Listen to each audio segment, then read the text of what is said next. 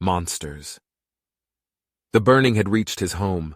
The endless fall of fire from the sky consumed his land even as he watched. There was no enemy. His spear stayed helpless in his hand. The week of fire was some curse of the gods, a cruel trick to meet his child on their arrival. He watched as the fire took his neighbor's den, a single blast turning it to ruin. He had been a good man and had been sheltering many, all lost in a blinding flash from the hells. Suddenly the explosions stopped and Searle cautiously moved to the window, the shutters long since blown off and shattered with everything else. "First dropship go!" That was all he heard as he fell into orbital drop. Shit, shit, shit. He closed his eyes until his sergeant shouted to punch it. He hit his retros and curled up, trying not to get a planet straight to the balls. The bounce was just as much fun as he remembered as he slammed into the shrubbery. He called out, "Comms on the ground!" even as he pulled the gear from his pack. He watched as his brigade fell under fire. He connected with HQ. Comms, 4th platoon active, corporal coded Longshanks, fire incoming on landing. Give me a fucking target.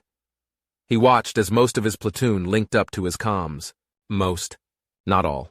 He heard the captain shout, "Get your gear and close up into skirmish.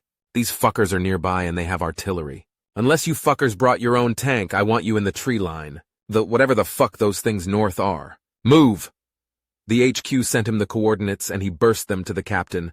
5 minutes to gear up and we take those fuckers out," came back the response as the men scrambled to collect the scatter of gear. Another flawless fucking plan.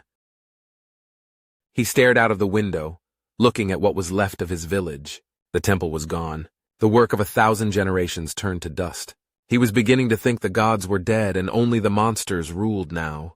His mate called softly from behind him, "Searle, please stand away from the window." He looked back at his mate, still curled around the newborn in their nest. He shook his head. Something is changing. The fire has stopped falling. Perhaps it is over?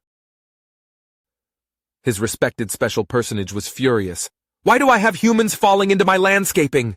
I wanted a garden world, not a battlefield. Do you know what sort of damage these creatures do to the environment? Send all our men in." He paused. "Take out the locals as well. We'll blame the humans. Kill the lot." He returned to his vision of a planet of formal gardens, pleasant lakes, and sculpted mountains. He had no idea why the humans would interfere with his hobbies, but they died as easily as anyone else.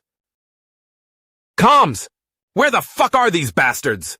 came the polite call from his sergeant. 10 meters south, southwest. "Look up. These fuckers are spiders with attitude." The sergeant readjusted his sights. Bastards didn't hold the ground, they ran to the treetops. The knot trees, whatever. "Lads, burn those fuckers out, 10 meters, full fire, incendiary rounds. Bursts of 3 and keep your eyes open. Knives out for the fuckers that fall. Go."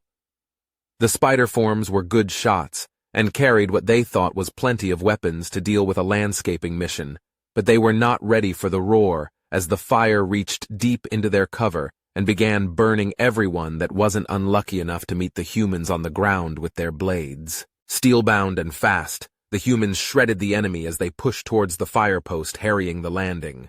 The spider forms that were busy trying to hit the orbital drops were becoming frantic as they failed to prevent the landings, but luckily enough, they didn't have time to get stressed out as a platoon of bayonet-wielding humans put everything in perspective. Searle held his spear close as the noises grew. Strange sounds, strange fires filled the village. He swore that he would kill anything that set foot in his home. Behind him, the child began to whimper. He risked a quick turn. "Name our child so that we do not meet nameless in the next if we fall today." He didn't have time for more before some creature skittered across the road from him, obviously seeking cover. Blades of light flew from the creature, aimed at some unseen threat. Then he saw the threat, a strange thing of 4 limbs and made of stone. It shook away the fire and pulled a blade, a thing of terror. Only the great sky gave such weapons. The creature of stone and sky metal dragged the spider into the dusty street and crushed its limbs, severed its eyes and opened its belly to the suns. It knelt in apparent tiredness as he watched this battle of strange gods. Then it saw him. Searle moved to the doorway and held his spear fast. He had no idea how he could defeat this creature, but he preferred to die first. The creature of stone moved slowly, obviously tired. It seemed to be talking to itself and put away the sky metal. Searle found his voice, daring all in his last moments. "Are you a monster?" The creature made a tinny noise and banged his head a little.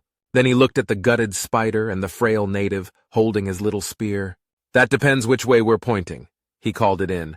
Comms, I have locals alive and well. I'll hold this position, but he seems freaked out. Stone Age culture. He gestured for the local to move back and took over his position in the doorway, giving himself a clear view of the street. Monsters indeed.